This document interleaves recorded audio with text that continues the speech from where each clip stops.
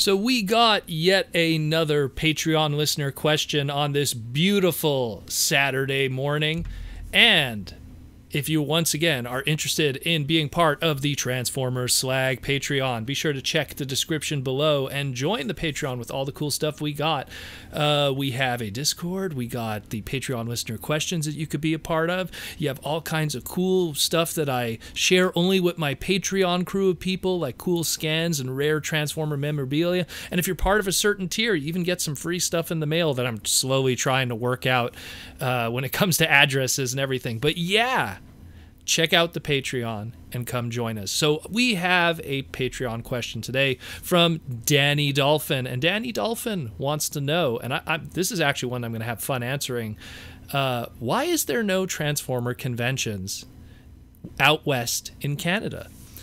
And I'm glad that she asked this, because this is something I swear I have been asked, not just West Canada, but just this question has been asked so many times to me throughout my entire career in the Transformer fandom, especially when I got really involved with TFCon, that it's crazy. And if you will bear with me, I want to just kind of give a little rundown, and it'll really give people a strong indicator of what it comes to convention and organizing and stuff like that.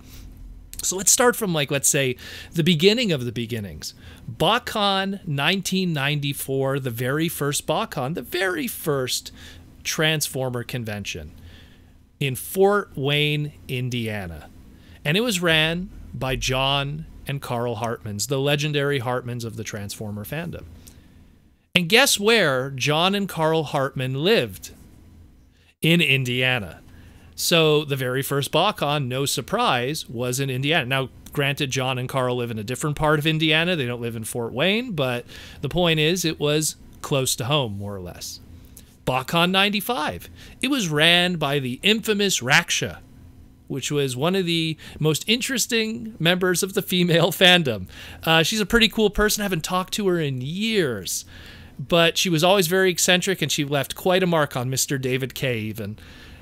She ran Botcon 1995. She was the organizer of it. And it was in Dayton, Ohio. Guess where Raksha lived, at least in 1995. I haven't talked to her in so many years. I don't know if she's moved since. But guess where Raksha lived? In Ohio. What a surprise. Botcon 96 was ran by Men in Black Productions. Botcon 96 was in the Rosemount, Illinois. Guess where Men in Black Productions head office was, at least back then? Chicago, Illinois. And I could keep going. I'll go a few more. Botcon 97. This is when 3H Productions was created, where the Hartmans joined Glenn Hallett. And Botcon 97 was in Rochester, New York. And guess where Glenn Hallett lives? Say it with me. Rochester, New York. So if you see a little bit of a pattern here, conventions, at least initially for the longest time, kind of always were just close to home base. It's always just was the safer bet, especially with Botcon with the early years. And obviously, after Beast Wars really started to pick up and Transformers became a #1 selling toy brand and stuff, with Botcon 98 and 3H Productions having a little more confidence, then they went to Anaheim, California and Southern California. And then in Botcon 99, they then moved it around. So they went to St. Paul, Minnesota, which is like the mid-north of the United States. So then when it started to get legs, it started to move around and stuff. When you flip over to the TFCon side of things, it's like, hey, head organizer of TFCon, well, the very first one was actually Aaron Black and Colin. And then as it continued onward, it just always stayed in that Hamilton, Burlington, or Toronto, Ontario bubble. It always stayed in there. And now it's in the it's all very close to each other, all of that. I'm saying all these different locations. Hamilton, Burlington, Toronto, and Mississauga. It's all really the GTA. It's all Toronto in a lot of ways. But it all stayed in that bubble because 99%, or I would say 95% of TFCon staff are from that area. It's just plain and simple from an organizing standpoint. And I mean, if you even fast forward on the Botcon side, Botcon 2005, when Fun Publication took over, because it was their very first year and they're going to play it safe, Botcon 2005 was in Frisco, Texas. And where was Fun Publications head office? In Fort Worth, Texas. No surprise, they kept it close, obviously, because it was successful. They then moved around all over the place. And, you know, movie years, they would always return to the West Coast, then go somewhere else, go to Florida. So what I'm trying to get at is success breeds the ability to then kind of travel around and everything. And I remember for years, like I want to say like it was like Botcon 2002. The question would always come up to the Botcon staff back then, which was 3H at the time, when will you ever do a Botcon Canada? And they just said, you know, logistics and everything, it just wasn't worth it, and the exchange, and literally I can't blame them for that. And especially at the time, TFCon, especially in 2002, was just becoming a thing. That would happen in November 10th of 2002, would be the very first TFCon, or Transformer Con as it was called. So it was a really different time back then. And it's the same thing when TFCon really started to get legs. People started to ask, like, when will there ever be a TFCon USA? And I even remember I was sitting in the bar. I want to say it was like TFCon 2012, 2013 maybe. And people asked me, like, will there ever be a TFCon USA? And I told them, look, you guys have Botcon at the time. And it wouldn't really make a lot of sense to cross the border, the logistics, everything. You know, it just didn't make sense at the time. But obviously, you know, as Botcon phased out, 2016, the last year, things started to change.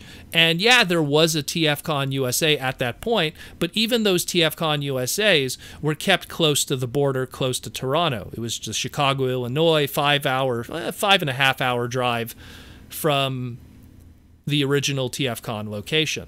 So it wasn't too crazy. I mean, even me going to TFCon every year in Toronto, it's a 5-hour drive for me, and I do it every year, no problem. But what I'm trying to get at is that, first, from a logistics standpoint, a lot of times the organizers of these conventions, and that's why this whole spread that I just gave here, it usually leads to always being close to home, just from a safety standpoint of anything.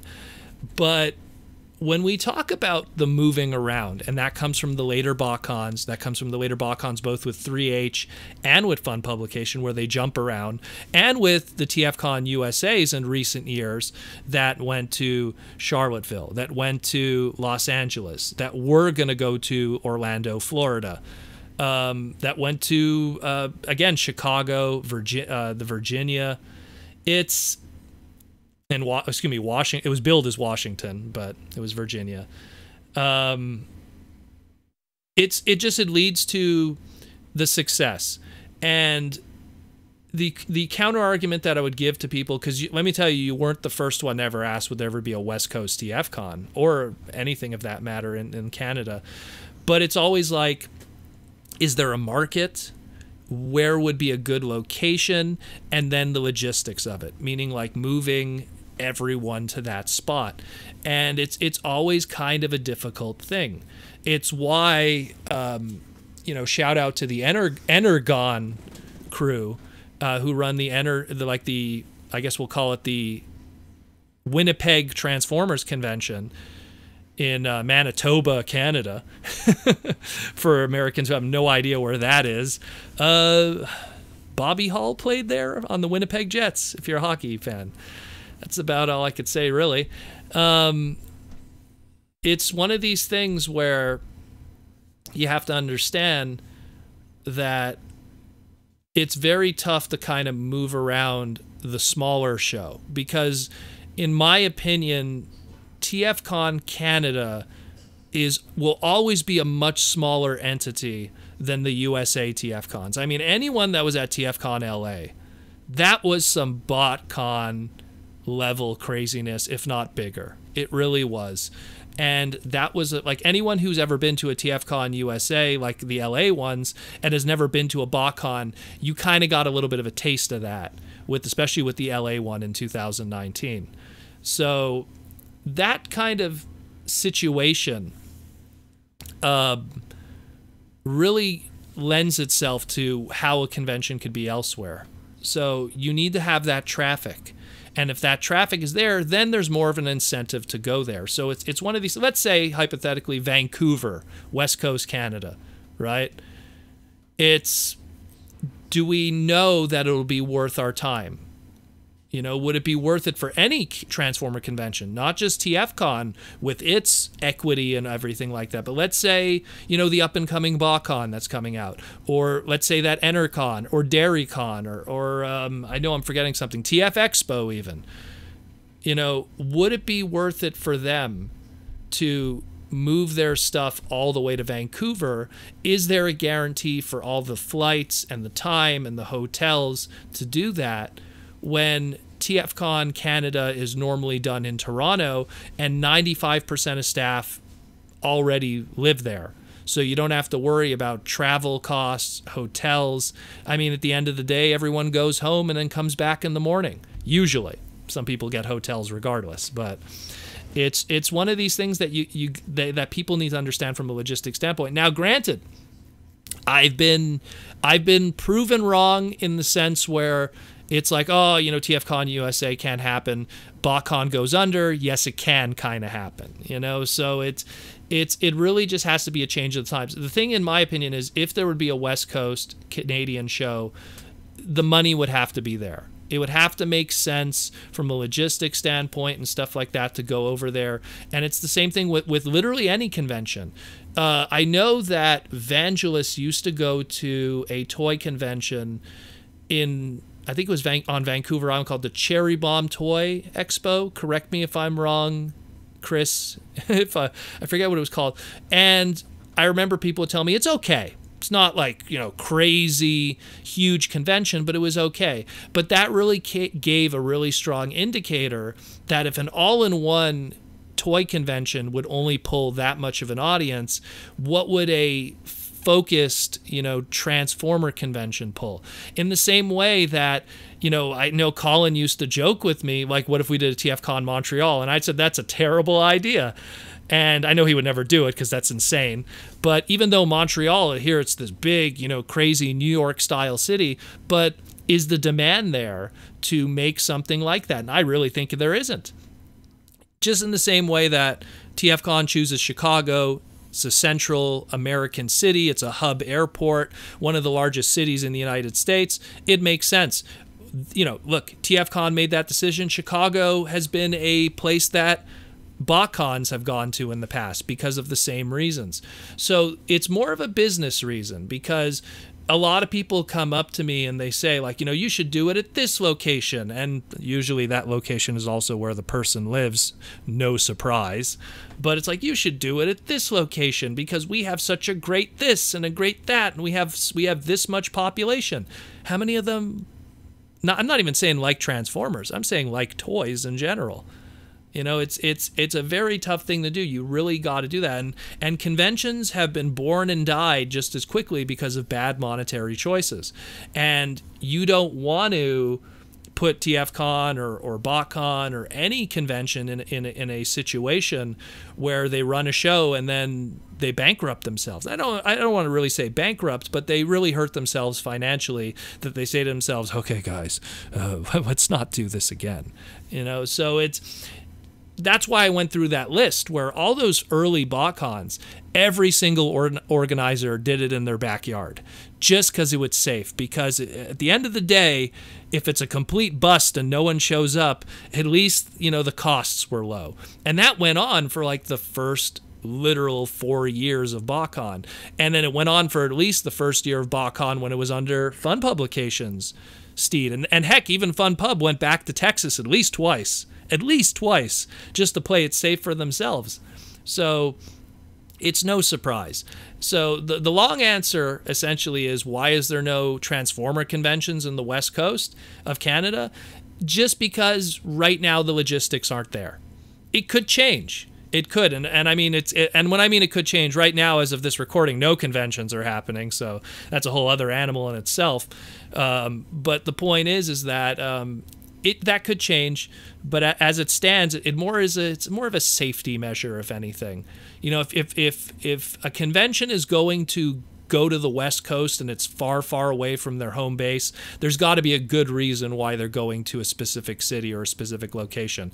Again, TFCon LA, part of doing it, in that 2019 year was it was a celebration of the Transformer G1 brand. You had all of those voice actors that were local there, so it just led to, and no joke, I have been to a lot of Botcons in my day. I had never seen so many voice actors in one place in my life for a Botcon. Like, there was just so many, but it led itself to that, because why was there so many voice actors in one place? Because most of those voice actors literally just drove to the convention from home. So many of those voice actors came with their families, because heck, like, there was no getting on a plane and bringing your agent or something. It was like, get the kids, get grandma, get in the back of the station wagon. Looks like Chip Chase is bringing, no joke, Chip Chase, the voice of Chip Chase, who I was with that whole weekend, brought his whole family, brought his daughter, brought his wife, even the daughter brought her boyfriend who loves Transformers. Like, it's because it was all close for them. And luckily for Toronto, it's the same kind of thing where it's just close for staff. Now, the flip side of it, which I can give a little bit of an argument for West Coast Canada, is there's a lot of Beast Wars voice actors in the West Coast. A lot of them do live in Vancouver. So one could give that argument of that, at least, but it's just one factor. It can't be a completely deciding factor, because then one would still have to justify every other cost, and is the market there? And Cherry Bomb Toys, which was a one isolated example of trying to get a litmus test of how the audience is over there, could say otherwise, unfortunately. So it's tough. It's tough. There's a reason why most, Canadian conventions are done in Toronto. I would understand it if I was running, like, I run a video game convention here in Montreal as well. I run a toy convention, but I also run a video game convention, which really is my baby more than anything. And I mean, if I was going to run a video game convention anywhere in Canada, it wouldn't even be in Montreal, it would be in Toronto, because that's where the market is. And so it's the same thing. Like, if you're doing the States, you're picky. Botcon had the luxury in the past of jumping around because it wanted to be fair to the fans, but Fun Publication also had a lot of money backing it. Hasbro at the time still was a large part of that convention, so that helped too. It's a very complicated fiscal financial answer, but I hope that I was able to give at least a small piece of understanding through the history of not just TFCon, but Botcons of the past, and how those decisions were made. And I mean, look, it would not surprise me in the future with any other conventions that come up that the individuals who run them, no surprise, live close to them. So thanks again, Danny Dolphin, for the question. And once again, if you are interested in a Patreon listener question, be sure to check the description below and join us in the Crazy Patreon and our Discord, because we have a lot of fun at the Discord too, a lot of cool discussions.